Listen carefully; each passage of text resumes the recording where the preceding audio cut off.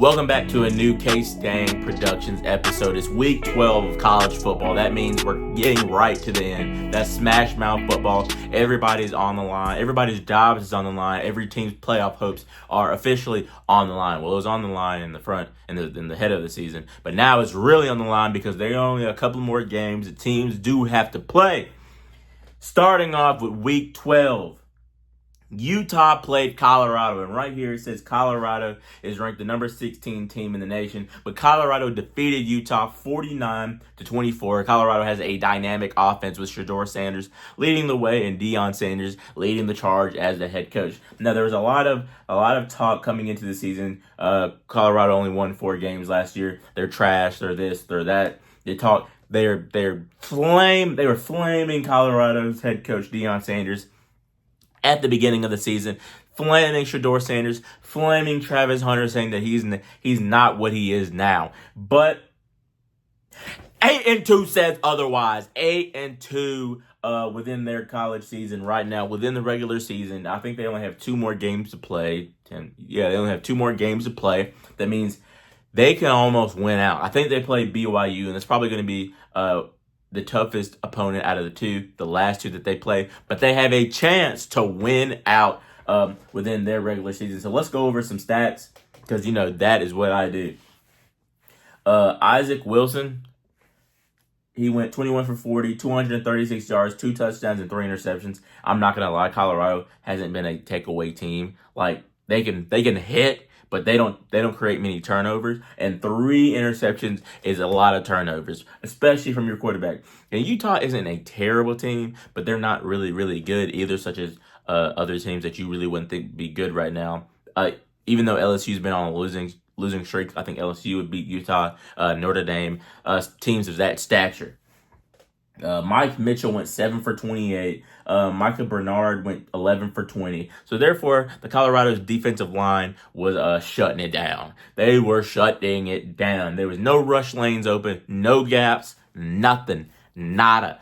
Carson Ryan went 4 for 78. Dorian Singer went 5 for 65 and a touchdown. Michael Bernard went 6 for 22. So that just goes to show you that the Utah's offense, the Utes, was terrible. But let's go over to Colorado's offense. Shedeur Sanders went 30 for 41, 340 yards, 3 touchdowns, and 1 interception. And that is what we see from Shedeur Sanders consistently. As long as that offensive line can block for him, he's going to get the ball down the field.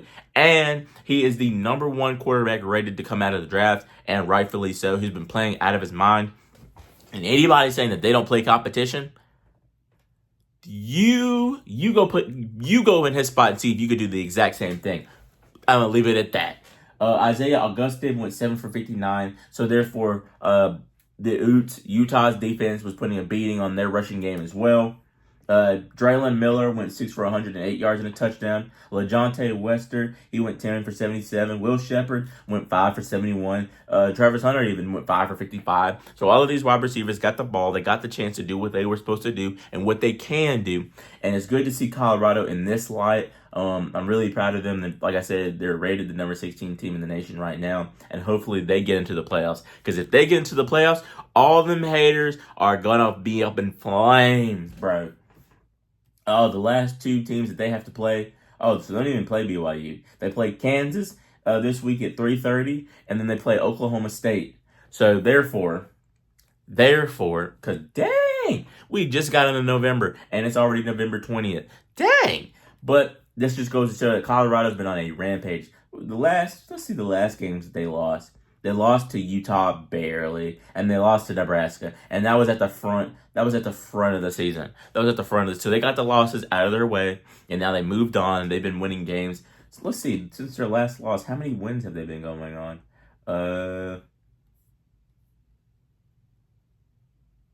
Let's see. They lost to Nebraska, and they lost to. Oh, that was last year. They lost to Utah last year. I'm sorry. Who did they lose to? Nebraska. They lost to Nebraska. Oh, and they lost to Kansas State. So they went 1, 2, 3, 4. So they're on a 4-win streak right now. Kansas, they barely lost to these teams. Like Nebraska, they lost by 18 points. But they barely lost to Kansas State by 3 points. And I watched that game too. They were doing pretty good. So therefore, Colorado is in a good spot. Man, if they get past the first round of the playoffs, woo! I'm talking the most junk. I'm talking the most junk, man. But moving on to the next game, I think Colorado was an amazing game. I watched that. Moving on, Pittsburgh and Clemson. Now, I'm a Clemson fan by heart, but we played absolutely terrible in this game. When it comes down to Cade Klubnik using his legs to get us a touchdown and be put in front, that's when because I thought we were dead to rights. That last Pittsburgh drive that they put up, they almost had a touchdown, and we would have been done out of the playoffs entirely. We barely have a chance to make it. We're banking off of Miami losing to Wake Forest or Virginia. Just saying. We're banking off of that. We shouldn't even be put in that position because we should have never lost to Louisville the way that we did. But we did. So right now, we are put in a terrible situation. Our destiny is not in our hands, which is what we don't want. But, you do what you can do. At one point in time, Pittsburgh was undefeated. I will like to say that. But the Clemson Tigers definitely prevailed 24-20 in a terrible fashion. I'm going to be highly critical of Clemson because I love them to death. I love Clemson to death. So I'm gonna be very critical because I know what we can be and I know the effort that we need to show. Cade Klubnik went 27 for 41, 288 yards and 2 touchdowns. Well, you say, oh, that's a good game. No. The completions came from screens, pretty much, and short field throws. The 288 yards came from 2 touchdown passes. I think they were over 30 yards apiece. And then you got the 2 touchdowns. I mean, Cade Klubnik was the leading rusher of the Tigers. He went 41 yards.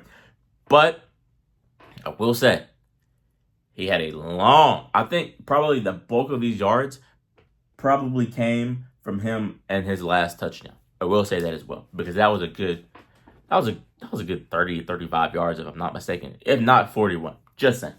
But Phil Maffa went 17 of 17, so he had 1 yard per carry. I would like to say the Pittsburgh defensive line was giving him the business. This is where I like to see Phil Maffa. 17-20 is not bad. When you get over that 20 mark, you're overutilizing him. That's what I think. That's my personal opinion because we have great wide receivers. Obviously, 2 of them are freshmen, and then you have Antonio Williams. Once again, love him to death. Man, I'm a football guy, but I never made it out of college, so I really can't speak too harshly on it. But this is what they do. This is what they do for a living. They all want to go to the NFL, I assume. So therefore, you would think that people would catch the ball. Antonio Williams, you got to catch the ball. Wesco Moore, you got to catch the ball. You got to. Without a doubt, you got to catch the ball. Some of those situations that we were being put in, we wouldn't have went so many 3 and outs if some people would have just caught the ball. I'm just saying. But they know what they're supposed to do. They know that they have to catch the ball, and the coaches are probably telling them that as well. Antonio Williams, like I said, dude's electric. 13 receptions for 149 yards and 2 touchdowns. This is probably one of his best games at Clemson, if not the best. Bryant Westco Jr. went 3 for 61. TJ Moore went 3 for 39. I feel like Brenningstool could be a lot better in the offense if they incorporate him into a lot more stuff. If Cade Klubnik looks for him instead of just third downs where you have to chuck it up and he has to make a one-handed catch. That's just me. But Bear Carter had a good day. RJ Mickens had a good day as well. There was a lot of PIs. I will say that as well. There's a ton of PIs, and we got to fix that. Because if we're trying to make a playoff run, and hypothetically, if Miami loses to Wake Forest or Virginia, I'm not saying that they will because I think there's no way on God's green earth that they will do that. Then that's what we have. The last 2 games Clemson has to play is Citadel, which they should win, and then we have to play South Carolina. So if we win, that'd be a top 25 win. I don't think that'd push us into the bracket, such as like 12, because it's all about the eye test. If we mess around and be 12, they might put somebody in front of us. Just saying. Just by the eye test. That's what I'm saying. Just by the eye test. But all in all, I thought this was a nail biter. If you know me, you know how I love Clemson and how I get stressed out about certain situations. But it is what it is. At this point, our destiny is out of our hands and we cannot control it. All right, Texas played Arkansas. They beat them 20-10. And honestly, I think that Texas should have put a beating on them. But Arkansas's defense is not bad. But I think Texas has a better offense. They're sitting 3 in the nation, 9-1. The only loss that they had was to Georgia, which is what we expect. Quinn Ewers went 20 for 32, 176 yards and 2 touchdowns. Honestly, I think he could have did a lot better. They could have put a lot more points up on the board. Me personally, I didn't watch this football game, but I will just speak based off of my knowledge and based off statistics that I see. Obviously, statistics don't tell the entire story within the game, but it is what it is. Jaden Blue went 14 for 83. Quintravion Wisener went 17 for 59. Isaiah Bond, I like him, went 4 for 48. And Silas Bolden went 3 for 33. Now, Arkansas, Taylor Green, he's been up and down throughout the depth chart the entire year. Went 17 for 25, 149 yards, no touchdowns, and 1 interception. So, obviously, this goes to show that this was a very winnable game for Arkansas, but they just didn't pull it out. Jaquindon Jackson went 11 for 56 and a touchdown. Andrew Armstrong was their leading receiver with 6 receptions for 74 yards as well. Moving on. Ohio State played Northwestern. They beat them 31-7, which we expect. Will Howard is a great quarterback for the Ohio State Buckeyes, and that's what we come accustomed to with Ohio State. They produce great quarterbacks, and they have really good collegiate wide receivers as well. He went 15 for 24, 247 yards, and 2 touchdowns. That's what we expect out of Ohio State quarterback. Christian Judkins went 15 for 76 and 2 touchdowns. Travion Henderson went 11 for 74. It looks like there's a battle in Ohio State for the top running back on that team. And then Jeremiah Smith went 4 for 100 yards. Honestly, good for him, man. Like I said, they always have some good wide receiver on their team. Also, if I didn't say this, Northwestern Wildcats are 4-6, so they have no playoff contentions. So honestly, this win just improves the Buckeyes as a collegiate favorite within the playoffs. Jack Losh went 21 for 35 for Northwestern, 201 yards, 0 touchdowns, 0 interceptions. So he was over. The only touchdown came from his legs. He had 14 carries, 8 yards, and a touchdown. But their leading rusher was Cameron Porter with 10 carries for 37 yards as well. Then the leading wide receiver was Bryce Kurtz with 7 for 92 yards and no touchdowns. So we know that Ohio State was going to win this game. If you bet your money on Northwestern, you're a crazy person, honestly. But Ohio State is still one of the top favorites within college football, and I think they're going to stay there for a very long time. Ryan Day is a very good coach, and obviously I think he whines a lot, and every time I see him, his face is red as well. No hate to him, but I'm just saying that's based off of what I see. But Ohio State is really good. I expect them to be in the playoffs. I think they're ranked 2 right here. I'm guessing this is the AP polls as well. We can also go over the playoff brackets if we need to. But the next game is Tulane versus Navy. And, I think at one point Navy was undefeated, but then they lost 3 games. Tulane is the 20th team in the nation. They beat them 35-0. I will go over Tulane's stats right here. Let's see. Their quarterback, Darian Menza, went 10 for 14, 138 yards and 2 touchdowns. And then they had a field day rushing with their top carrier being Mekhi Hughes with 22 carries for 82 yards and 2 touchdowns as well. Then their leading receiver was Dante Fleming with 2 for 56. So good for them boys, man. They beat the brakes off of them. They're 9-2. Tulane is, which is honestly crazy because you'd really never hear Tulane. But the next game I'm going to talk about is Alabama. Alabama has slightly snuck their way back into the college football playoffs, and I swear they do that the entire time. Because you lose to Vanderbilt, you lose to Georgia, you lose to Vanderbilt, and you lose to, who else did they lose to? Can't think of it.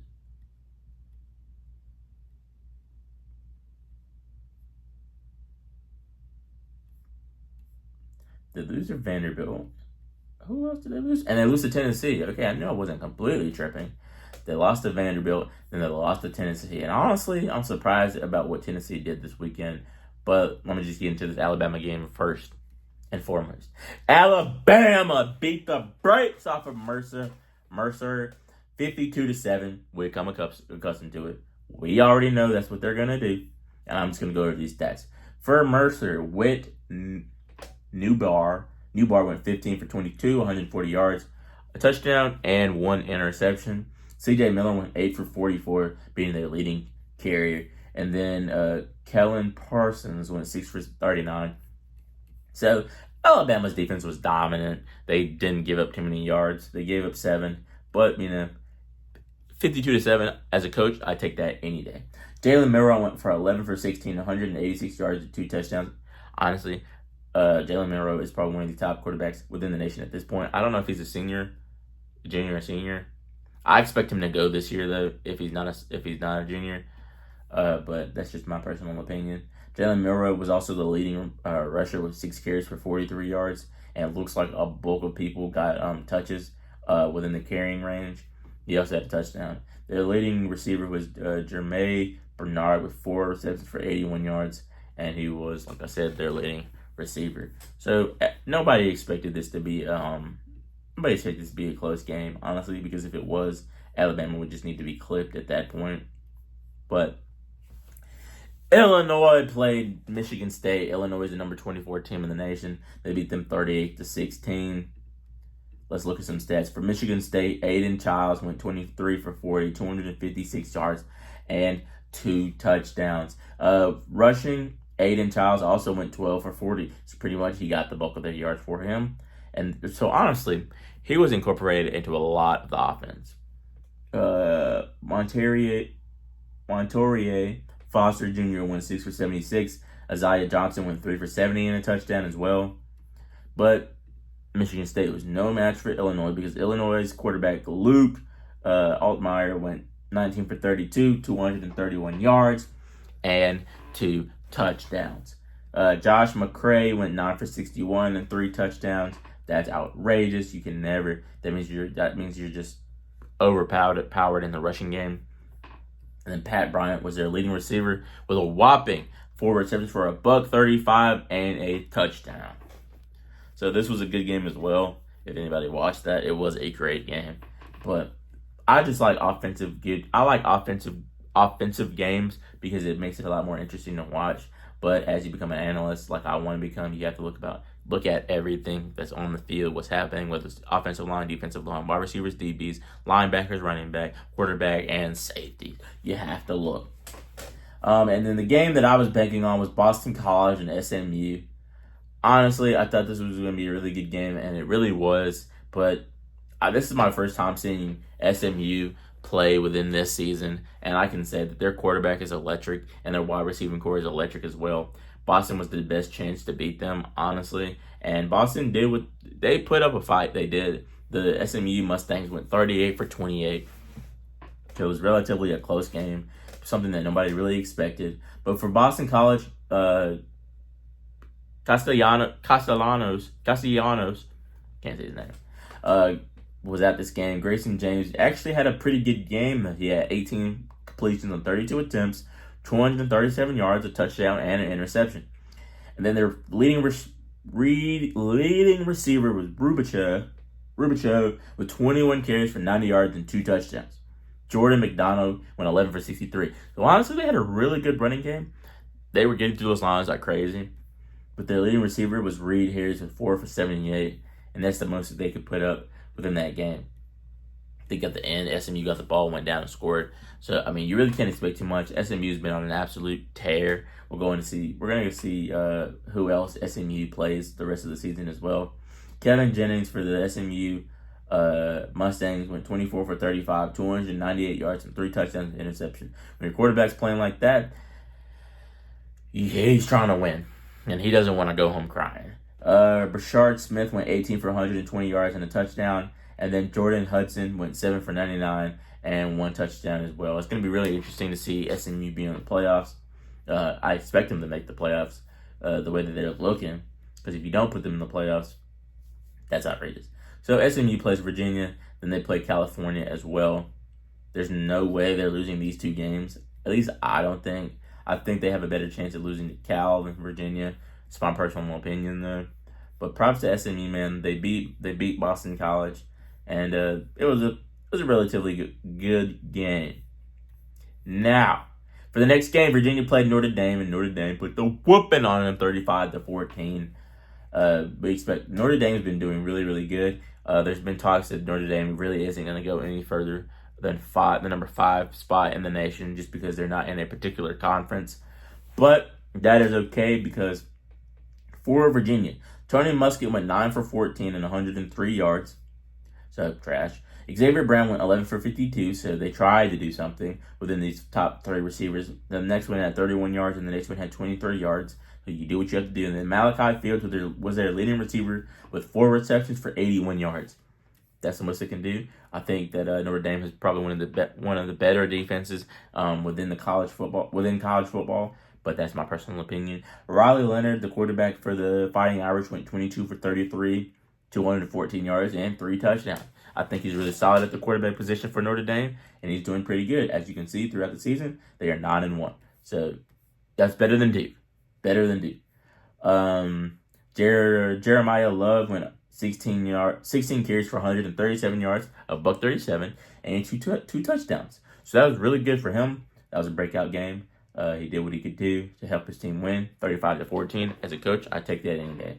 Jaden Harrison threw for 41 and a touchdown. So let's just see, and that was receiving. So let's just see if they can clean up some offensive and defensive struggles as they continue to fight within the playoffs. Like I said, they're probably not going to go any further than they are right now. Let's see who they have the rest of the year. They have Army, which is going to be a good game, because isn't Army still... Army is still undefeated, ladies and gentlemen. So they have to play Notre Dame. So that's going to be a really good game. And then they have to play USC, which is also going to be a good game as well, because I don't think USC is a scrub. So moving on to the next game. Purdue versus Penn State. And honestly, the way that Purdue has been looking, they're 1-9. So therefore, we didn't really expect them to put much of a fight. The Nittany Lions went 9-1, so they're now 9-1, but they beat the Boilermakers 49-10, a 39 margin of victory.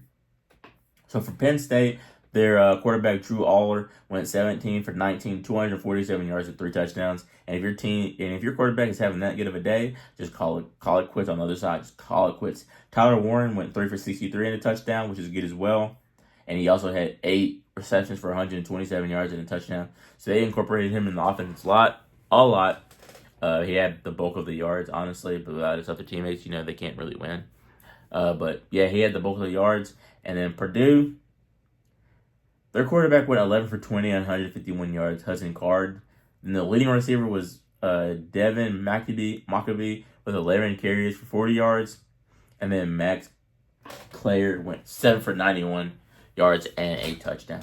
So that's going to wrap it up for week 12 of college football. This is part 1. Go to the next video. Part 2 is where I talk about the rest of the games that happened in week 12. This was a good group of teams that played. The playoffs are harping upon us. They're coming upon us. The momentum is getting really, really closer. So tune in for part 2 of week 12 of college football. Peace.